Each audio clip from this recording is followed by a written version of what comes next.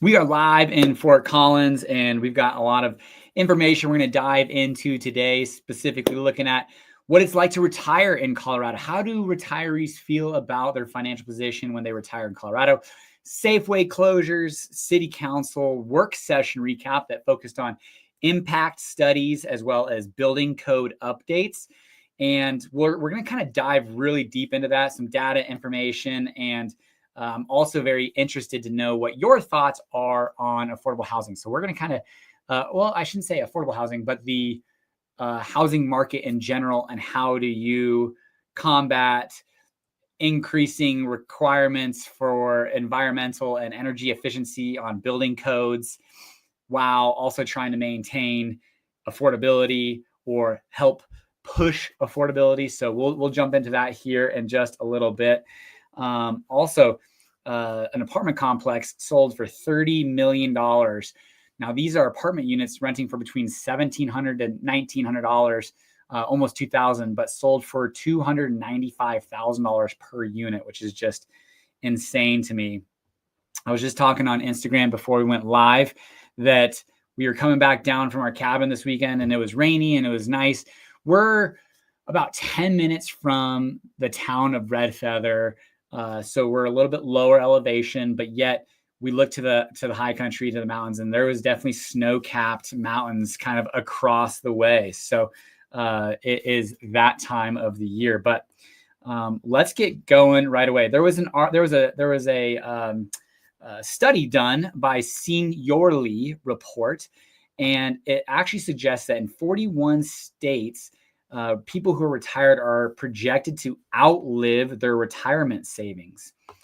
That is assuming, and this is what I thought was actually really mostly interesting. And like, talk about, this is kind of where I think maybe younger generations are trying to keep in mind, not necessarily the work-life balance per se, but I would say, make sure that we're living, because even in this article, it suggests that the retirement starts at age 65 with a life expectancy of only 18 years after that. So 83 years old. So you work for 40 years, maybe 45 years, and you get to enjoy your golden years for 18. So, but Colorado is one of the 9 that were suggested that people actually are going to have a surplus of what it's going to cost them to live. So for those 18 years, it's suggesting that the average expenses are going to be about $918,000, with the average income averaging around $956,000, so leaving a $32,000 surplus. So a good thing for Colorado, but 41 other states are suggested to not have enough money, which, there's, I think, this humongous boomer generation that's every single day there's a certain amount of people that are retiring, and hopefully they have saved enough, or, you as a younger generation millennial might be having a mom or dad move in with you, or move into the ADU that you've built in Fort Collins since they've changed those laws. Moving on from there, Safeway, there are going to be 10 stores closing in Colorado by November 7th, 1 in Fort Collins and 1 in Loveland, which is the one and both of these kind of are in prime spots. The one in Fort Collins is off of Horsetooth and Horsetooth and College. And the one in Loveland is, pretty much right downtown, or right close as you're going between Cleveland Avenue and essentially 287. But, there was a client who moved in here, I don't know, a few years ago now, probably 4 or 5 years ago, moved to Fort Collins. And he said, you either shop at King Soopers or you shop at Safeway. There are 2 types of people. And, I thought about that when he said it. I don't find myself shopping at Safeway very often. Not because I'm against it, but because I find myself going to King Soopers more often than not. And actually, from my house, if you head north on LeMay and you can take a right to Safeway or a left to King Soopers, Safeway is actually closer, but I would go to Safeway or King Soopers, 9 times out of 10 to get my groceries. So But regardless, these big box stores that are closing, and there is still one in Safeway. There's a Safeway in Fort Collins that's off of Harmony and LeMay that's going to remain open for now. But the box store that's closing on Horsetooth and College, you just don't like to see big box stores close. So, the one at the Albertsons that closed on North College, it's been vacant for over a decade, and that's kind of some prime real estate. So hopefully there's a user that comes in there sooner than later. But I can tell you, especially firsthand experience, that owning commercial, it takes time. There's a very limited amount of users that are out there that that work and make sense. And sometimes you get lucky and a user or a company or whoever comes in and they need that space and it works for them and they are taking it. Otherwise it could be, 6 months, a year, 18 months or more before that place gets re-tenanted and operational again. So regardless, don't like to see Safeways closing, especially in prime locations like Horsetooth and College and Loveland off of Cleveland Avenue. Speaking of weather, Trail Ridge Road closed in Rocky Mountain National Park for ice and snow. Definitely seeing some rain this week. It was a few years ago that September 8th was the earliest snow of record in Fort Collins. And we're at September 15th right now. And I remember when that snow came and it was just like depressing. We're like, oh my gosh, like no one is ready for winter. A week later, it was back in the 60s and 70s, pretty consistently and felt great. But it is that time of the year. So prepare, plan your trips. Make sure you're looking at weather, especially if you're going I-70 to Breckenridge, Vail, Keystone, all that area. Just make sure that you're paying attention to the weather. I might be a little bit more of a, I don't even know what you would call it, but I would say I'm definitely more conservative when I'm driving these days. So I hate it when there's poor conditions. McKe Medical Center, we talked about this last week, but they're going to be closing their ER, which leaves only the medical center of the Rockies as the only emergency room in Loveland, which is kind of a bit of a ways away from lots of, people in Loveland. Like if my first house that I bought was in Northwest Loveland, and I'm guessing that if I had to call an ambulance, they probably would take me to Poudre Valley, at that point, because the McKe Medical Center is all the way east to I-25. So a pretty significant deal there comparatively to where McKe Medical Center was. Now they are going to keep it up for cancer patients as well as surgery focus. So the building is not going to go vacant or anything along those lines. It's just no longer going to be an emergency room as of November 5th. So especially maybe if you've got, babies on the way or you're making your medical plans, I'm sure your doctors are going to be fully informing you that that's happening. But just in case, November 5th, you can no longer go to McKe Medical Center for an emergency. Let's see here. Finally, like I said earlier on Instagram when I was going live, that there is an apartment complex that sold for $30 million. It's about a 100 unit complex, and they sold for $295,000 per unit. And these are renting between $1,700 and $1,900 per month, which I actually thought was a little low for them to be fetching $300,000 per unit. Now this is rental units, and people generally get pretty significant discounts on a per unit basis when they're buying 100 of them. Bulk discounts, think Sam's Club and Costco. So when you're going out there to buy one standalone condo, not standalone, but one condo, one off condo, and it's apartment complexes are selling for $300,000 per unit when bought in the hundreds. You can imagine what it's going to be when you're buying just one. But we're going to talk about what the profit margin is, what the price is of attached dwelling units and multifamily here shortly. And I'm going to start to share my screen. as we begin to discuss impact fees and building code updates for Fort Collins. So here we go. Let me make sure I don't miss anything. So this is kind of, they're going to go through work sessions. If you're unfamiliar with kind of the process of city council, and there's 7 city council members, including 1 mayor who also represents does not represent a district, but represents the whole of city of Fort Collins, but she or he does need to live in a district. City staff comprises about 2,500 people in Fort Collins, from, utilities, all over the place, different divisions. They all come together and they are working on city council's priorities, which are set at the beginning of each term, when new city council comes in. And in this November, there's going to be 3 seats and 1 mayor seat up for new election or re-election. The only person who's not running again is Mayor Jenny Arndt. She is not running for her 3rd term. So we will have a new mayor in Fort Collins as of November 5th.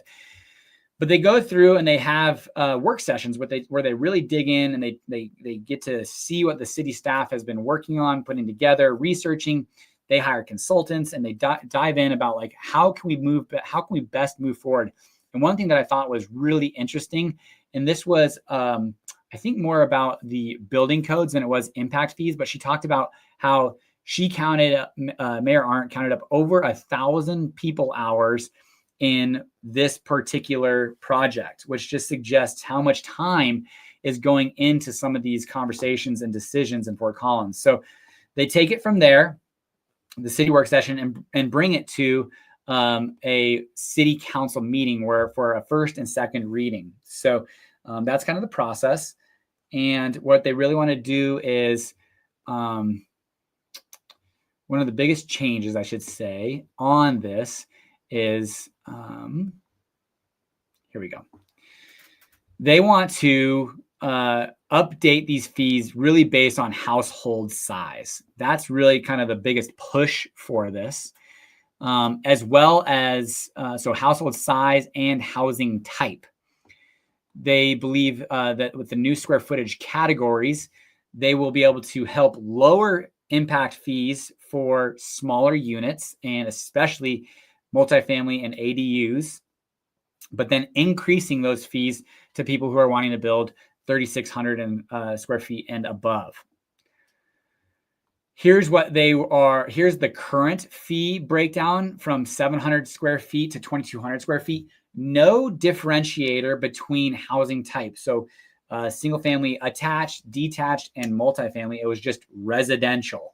So they wanted to break this up into different categories. So starting at 900 square feet, but moving all the way up to 3,600 square feet. And again, they're breaking it down from just residential to single family, detached, attached, and multifamily ADU. Household size is really important because of the transportation capital expansion fee, the TCEF. Essentially, the larger the house, specifically on detached, you've got the largest household size of 3.08 people per house, which equates to more end trips. So more vehicle miles, more impact on the community.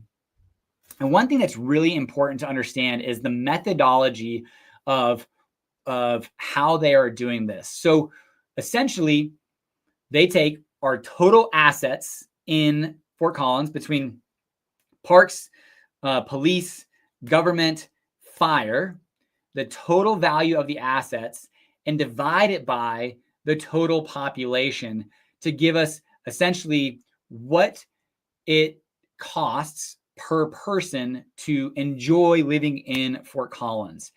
And if there were to be another house or permit built, what do we need to charge for that house or ADU or multifamily property to be built to enjoy the same level of service that the current population gets to enjoy? So that's the methodology.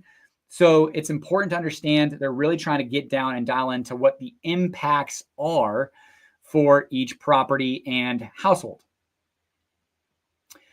This is wrong, but it's actually 71% of homes are over 1,800 square feet for a single family detached in Fort Collins. So 71% of homes in Fort Collins are over 1,800 square feet, where most multifamily ADUs are going to be under 1,300 square feet. And then single family attached townhomes, duplexes, is that's essentially what you're going to think about.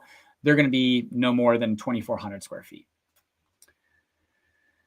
This again is what I was talking about with like the trips, vehicle end trips per unit. So there was a household size of 3 here, 3.08, which equates to about 15 vehicle trip ends.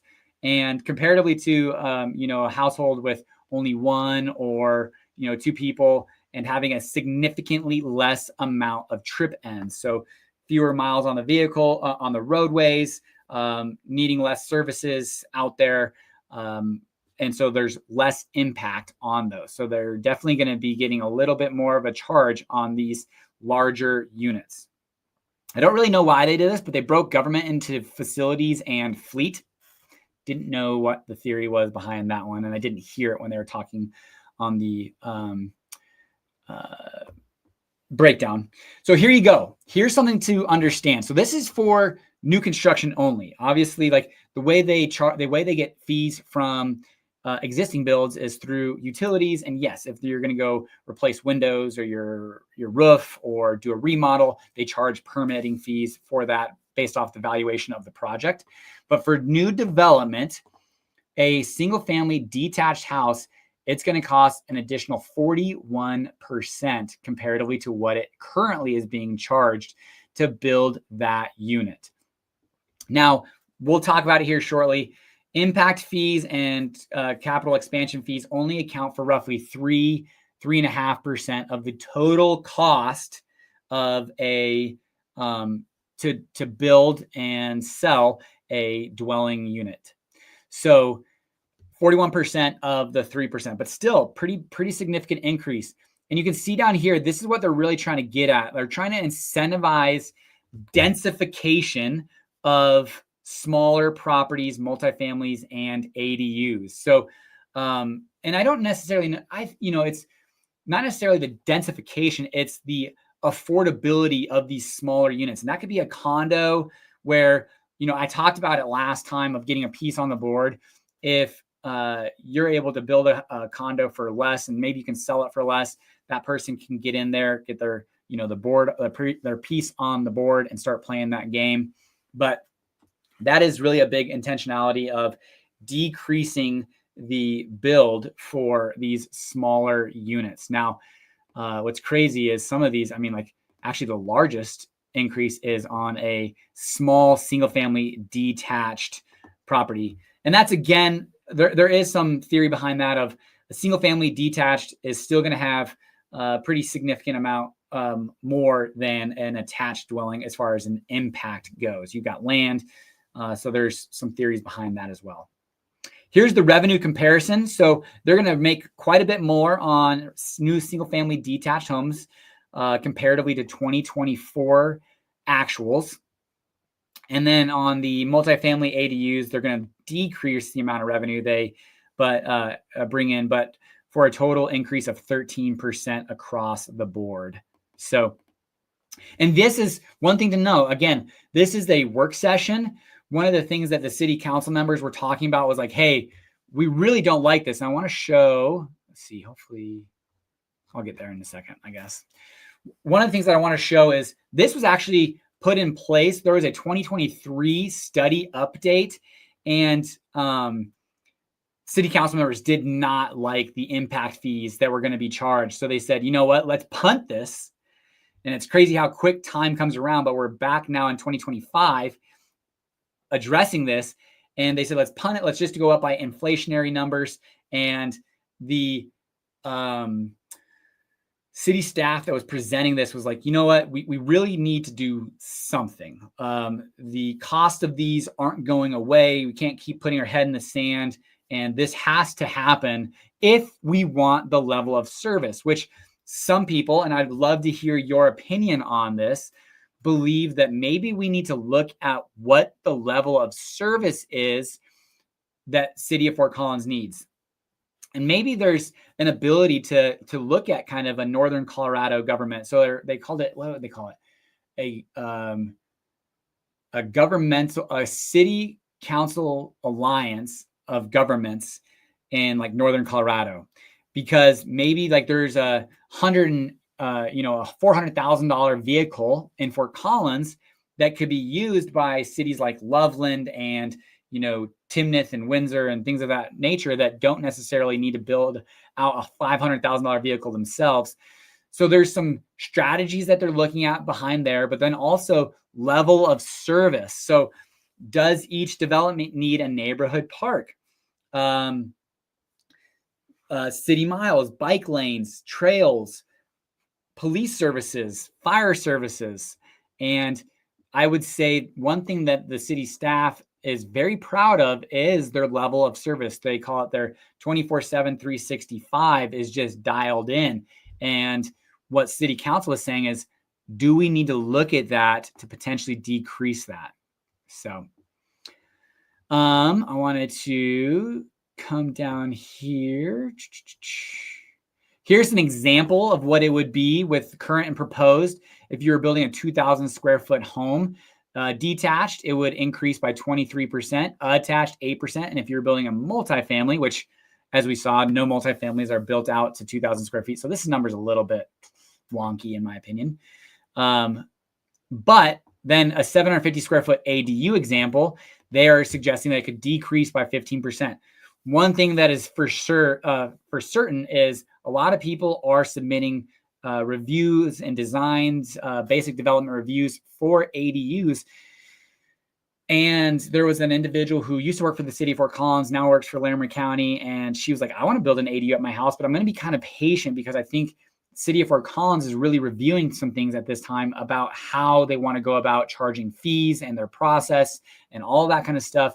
And so right now, if you were to have gone through in the last year, because ADUs have now been able to be built for 6 months or so, and if you submitted in March, your potential fee was $15,000, whereas if you wait until January 1st of 2026, you might save $2,400 on your ADU, which isn't a ton, but it's not nothing either. So, and I think that's kind of one of the first things that might happen is a little bit more affordable, easier process, maybe some architectural design choices from a library. So I think there's a lot of different things. And that's one of the questions that I'm going to ask here at the end. So be thinking about it and definitely would love for you guys to engage. But does the cost of building a house impact the price of what a builder will charge for that house? Now, city council is a little bit divided on this ish. And there was some council members that were saying, no, if we can save the cost of building, that can get passed on to the end user. And another member was suggesting that no, the price a builder is going to charge is what the market will bear and not a penny less or a penny more. So at the end of this, I would love to hear what your thoughts are on the cost and price kind of dynamic. My personal opinion is definitely this is just a piece of the pie. And I think there's a lot of different things that can go into this, but I thought this was just really interesting. This is a great breakdown of what it cost in 2019 to build a single family detached house, $80,000 for land, $225,000 for hard costs, utilities or soft costs, $22,000, contingency overhead, impact fees, utilities, and then profit. As you can see, profit looks like they're suggesting about a 12% profit margin. And this might be an unpopular opinion, but I have always suggested that that one of the last things, I don't think I will ever touch development in real estate because of the absolute massive amount of risk that they take on when they are building out these, 600 unit developments. And yeah, that making $60,000 per unit. if they're going to take on a risk of hundreds of millions of dollars, that interest keeps coming, and that those investors want to return, and the risks of COVID shutdown, supply chain issues, lots of different challenges. I'm not opposed to builders making a 12% margin on the cost to build a home, because they're taking on a massive amount of risk. And I do know there are local builders and developers right now that are reconsidering if they should even be in the industry. So when the going is good, they make a crap ton of money, but it doesn't take much, especially when you consider this. The development review process in Fort Collins, specifically for really pretty much anything between entitlements, the development review process, and putting a shovel in the dirt and going vertical, is going to be about 2.5 to 3.5 years. And imagine having submitted and paid millions of dollars for architectural development reviews, attorneys, lawyers, bought the ground, and submitted this development in 2000. COVID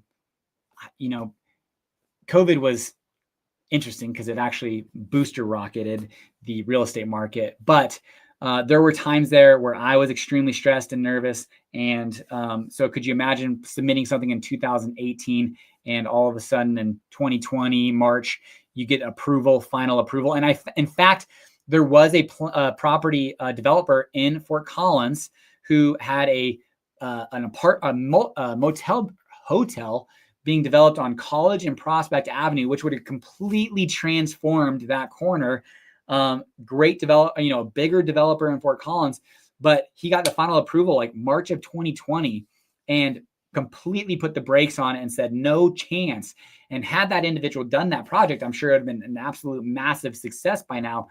But that was a risk that even somebody as successful as him was not willing to take. So not opposed to this, but this also just shows that impact fees are a small portion of the cost to build, utility fees, and then profit, all these kind of things. Here is for multifamily.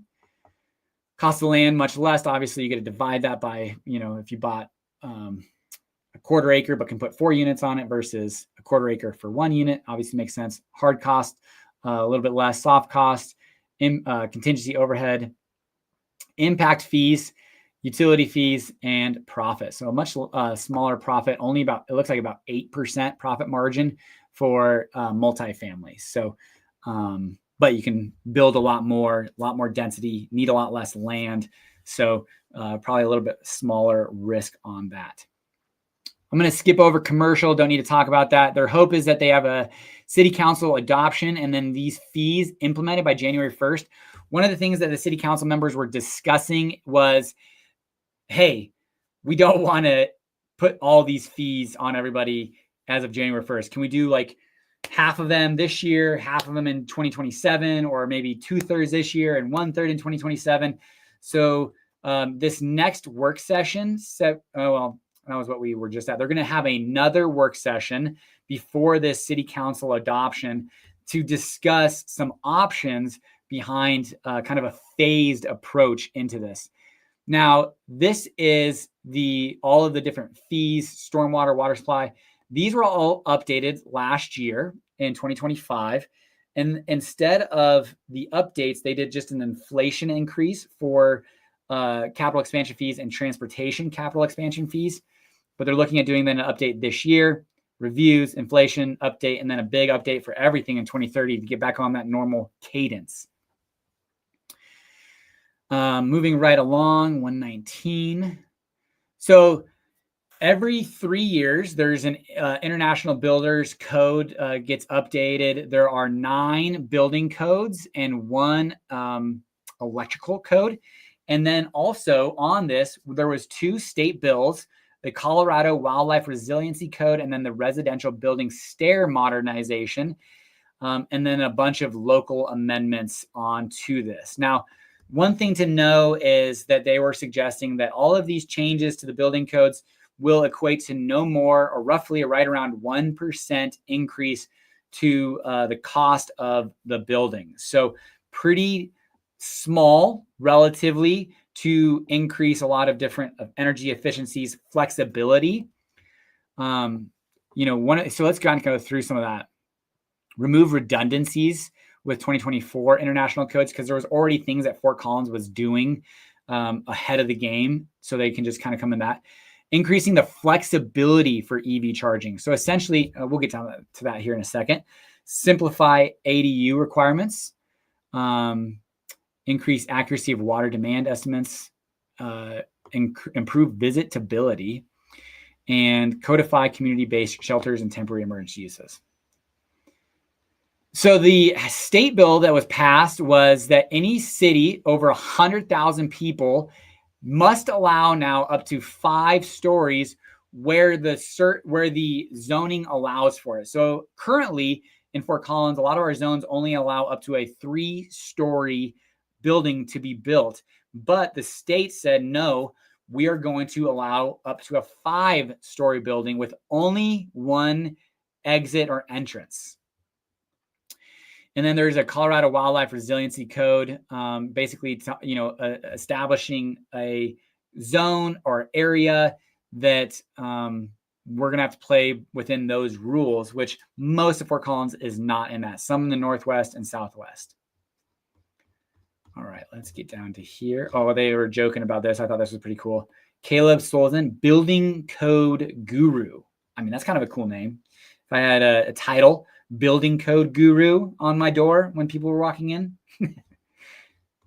All right, and we are here. Okay, so here are the 9 codes plus the 1 utility deal, 9 codes and National Electric Code are updated. They're updated every 3 years, but this was last done in 2021. But because of some appeals in 2024, we are now adopting it in 2025.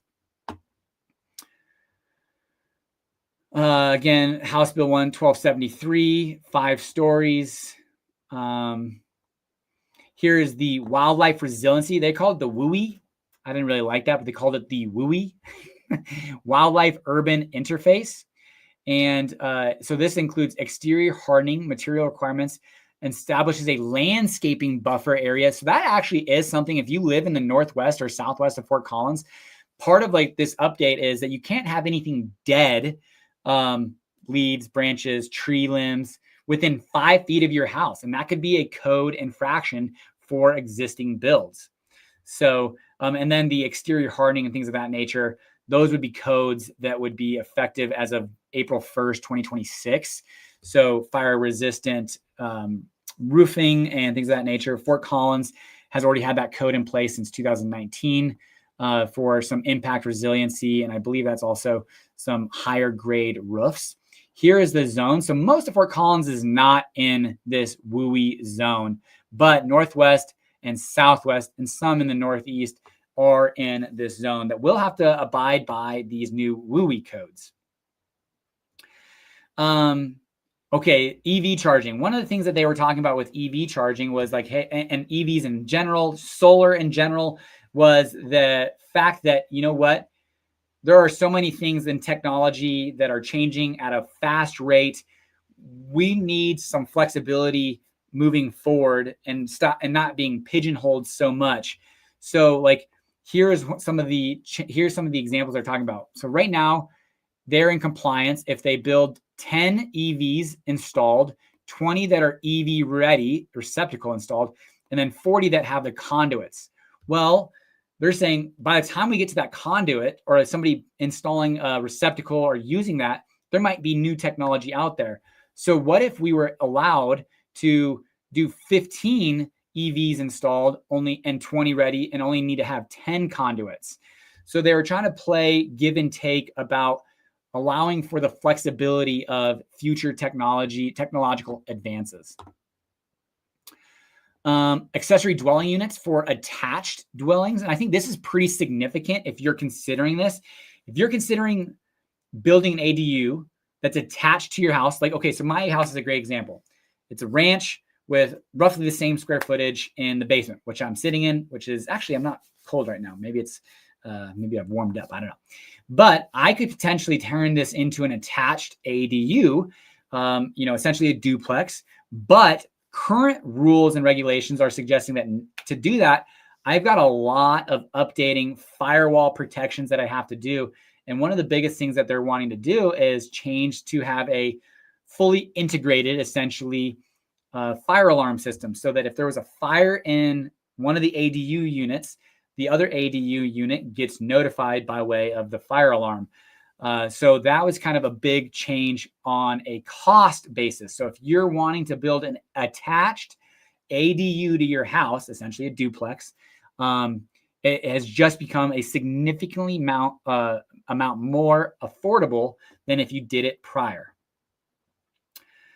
Water demand calculators. Honestly, it felt like a moot point because a lot of builders are already building, the minimum size, whatever size is needed based off of fire suppression systems. So this kind of felt like a little bit of a no-brainer or non-issue, but apparently it is. So I don't have much information on this one specifically. Seasonal overflow shelters they were talking about. Here's one thing that I thought was really interesting. They want to have more of a modeled performance path for energy efficiency, because we have a path to zero carbon by 2030. Right now, it's more of a prescriptive path. We have to follow a certain set of rules, check boxes, window insulation R values. But what they're saying is like, you know what? Hey, listen, if you think you can do better windows versus less insulation and still get that same amount of energy efficiency, we're all for it. You just have to prove what you're doing. So they're moving to more of a modeled performance path. Here are some goal targets for the energy utility index, I think is what it is.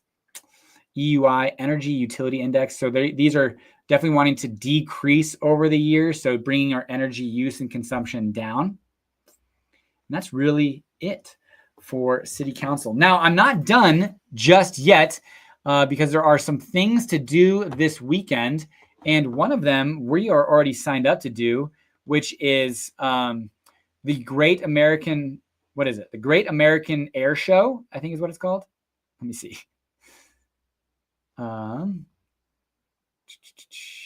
Colorado Great American Air Show. What the hell? Where'd it go? It's an air show in Fort Collins on Saturday and Sunday. It's kind of expensive, but it's at the Northern Colorado Regional Airport. So if you're looking for something to do this weekend, definitely check that out. You got CSU football playing Texas San Antonio. CSU did not look great 2 weeks ago. We had a bye week. Thank goodness. Hopefully get back on track for that. CSU volleyball, unfortunately, lost 3-0 against Notre Dame last Friday, but they do play Colorado CU. So if you're looking to go support some Colorado volleyball, that is on the 18th and 19th. It's like a home and away game. And let's see here. What else? There's the 0.5K run for Ram Strength at Canvas Stadium on September 18th, 5 to 9 p.m. I mean, that's the distance that I'm talking about. 500 meters, count me in. I'm actually not going to be doing it, but if you don't like running but want to support, 0.5K run for Ram Strength. I know Mr. Craig, who just joined us, can't run much further than 500 meters. So this is one's for you, buddy. And from there, we've also got the Odell Brewing going on, tours every week. And what else? There was a couple other things. Let me just give me 1 second. I thought I had it up. Come on.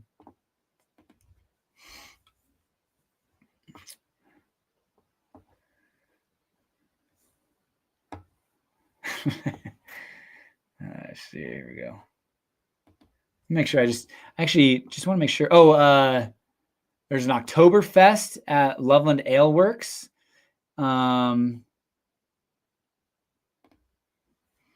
And just make sure I'm not missing anything here. All right, here we go. CSU football versus University of Texas San Antonio, September 20th, 7:30 p.m., Canvas Stadium. Food truck rally. I believe this is the last Tuesday for food trucks. So definitely get out there and enjoy. Now, food trucks for the food truck rallies, for whether it's at City Park or Fossil Creek. So this will be the last one. There's a street artisans fair on September 20th, Linden Street, a foodie walk on the third Friday of each month downtown. the Great Colorado Air Show. There we go. September 20th and 21st. So that's kind of what you've got going on this weekend. Now, I am going to stick around just for a few minutes because I want to engage, see if people will engage with me a bit. And that is to ask your opinion on, does cost reflect the price of homes? So if the city of Fort Collins can save a builder, let's just say 10% on the cost to build a home. So instead of $50,000, well, on impact fees, let's be real about this. On impact fees, if it was going to cost a builder $25,000 on impact fees, and they could save $2,500 because the city of Fort Collins said, you know what, let's cut it, everybody, 10%. We're going to save them 10%. So it's no longer going to be $25,000. It's going to be $22,500 on a $600,000 house. Do you think that builder will decrease the price of that home by $2,500? And that's not a leading question. I'm curious. My personal opinion is it's going to be a combination of incentives for the builder. Maybe they've got to show what their profit margin is. And they say, you know what, we're going to agree to kind of the custom home builder model. I've never personally built a custom home, but a family that has, and a lot of custom home builders just have a cost plus model. So doesn't matter. Like, we can give you a rough estimate of what it's going to be, but whatever it costs us, we're going to add on 17%, 15%, 12%, whatever is negotiated. And that's the price of the home. So, it's $1 million. They add on 17%, $170,000, $170,000 as far as profit to the custom home builder. And that's what they walk away with. Well, maybe what the city can do is say, hey, listen, we're going to offer incentives and say, hey, you take your 10% profit margin on all of these houses, but you pass along any savings that we can give to you to the end user. So if it costs $500,000 and we can save you 5%, you save the end user $25,000 and you still make your 10% profit margin. I don't know what the strategy or anything along those lines, big A, deed restricted affordable housing versus little a, impact fees, rent subsidies, incentivizing builders, to build affordable housing.